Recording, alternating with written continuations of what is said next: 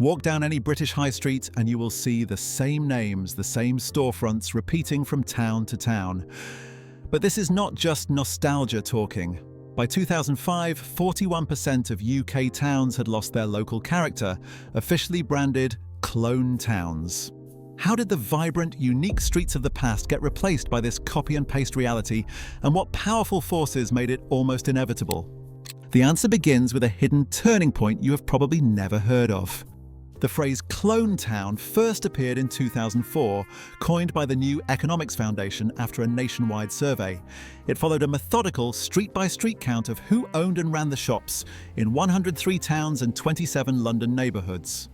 The findings were stark. By 2005, 41% of British towns had already lost their local flavour, with chain stores dominating the high street. Only 1/3 of places kept a distinct local identity. The rest hovered in limbo, teetering on the edge of sameness. But this was not always the case. For decades after the Second World War, British high streets were a patchwork of local businesses. A walk down any town's main road meant passing the butcher's with its sawdust floors, the greengrocer's crates stacked high with produce, a hardware shop crammed with every tool imaginable, and perhaps a family-run cafe that knew your order before you spoke. Each town had its own rhythm, its own cast of characters behind the counter, and its own quirks, whether that was a bakery famous for a particular bun or a newsagent who had been there since rationing ended. Ask anyone who grew up in that era and you will hear about the sense of community that came from knowing the people who ran those shops.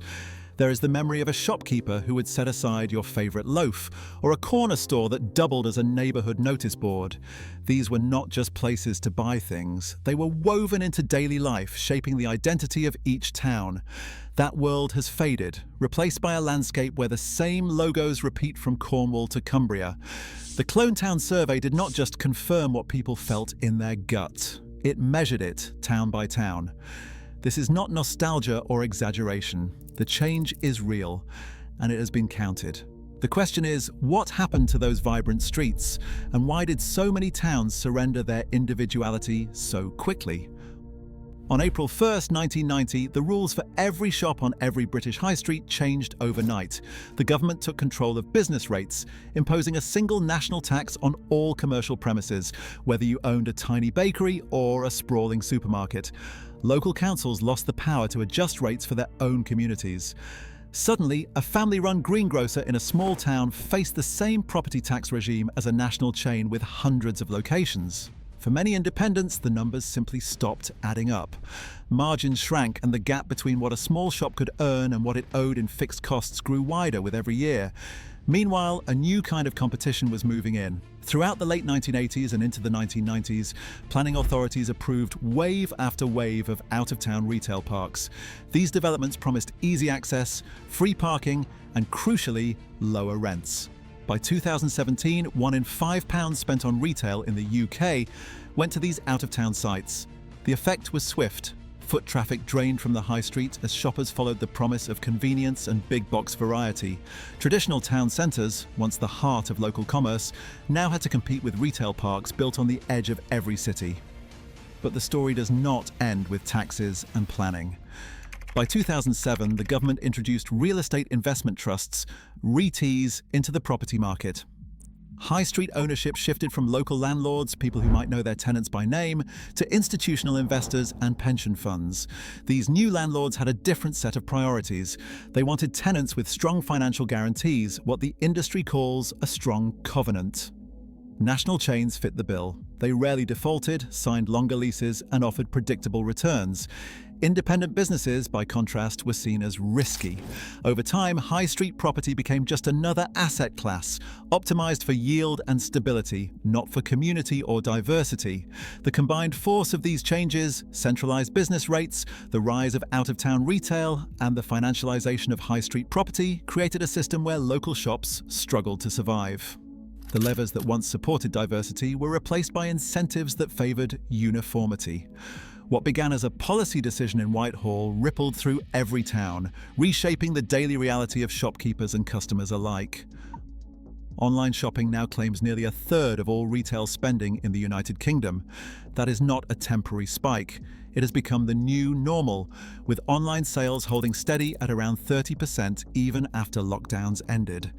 For high street shops, the consequences are immediate. Fewer people walk past the window. Footfall is down by 15 to 20% compared to before the pandemic, and those missing customers are not coming back in the same numbers. A shopkeeper sees the difference in the till at the end of each day. When revenue drops but the bills do not budge, the pressure mounts. Physical shops still have to pay rent, business rates, utilities and staff wages, costs that do not care whether it is a slow month or a busy one. Meanwhile, online retailers sidestep most of these overheads. They do not pay business rates on a prime high street location. They do not need to heat and light a storefront or hire as many staff. The result is a widening gap. Independents are left with fixed costs that eat into shrinking profits, while digital competitors operate with far more flexibility. Cost imbalance is not just an accounting problem.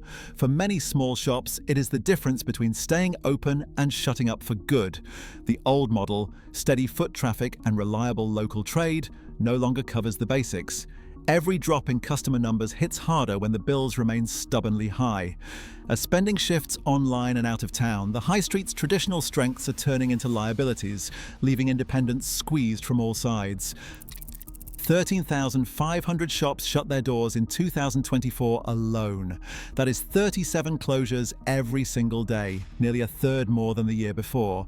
For shopkeepers, these are not just numbers. Each closure means lost livelihoods, empty windows, and a main street that feels a little more hollow. The toll on jobs is just as stark. 170,000 retail workers found themselves out of work this year, a jump of 42%. This is the crisis. The crisis is not spread evenly. In places like Newport, Bradford and Blackpool, nearly 1 in 5 high street shops now stands empty. Meanwhile, cities like London, Cambridge and York see vacancy rates of just 7 or 8%.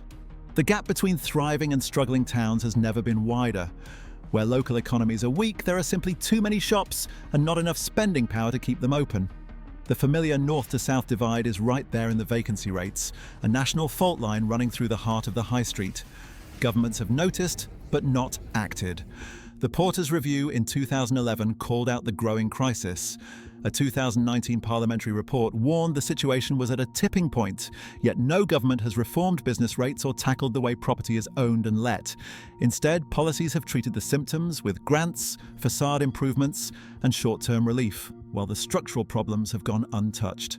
5 forces keep this system locked in place: a tax regime that punishes physical shops, landlords who prefer chains, online and out-of-town competition that siphons revenue, decades of planning that favoured retail parks, and deep regional inequality. High street decline is not just a retail story. It is a symptom of something much bigger, rooted in how the entire economy is built. The question remains, is this evolution, or is economic concentration erasing local character? Right now, 1 in 7 British shops stands empty. As sameness spreads, local identity fades, not by accident, but by design. Every high street that loses its character loses a piece of community. The question is, will we notice what is missing before it is gone for good? Share your thoughts below.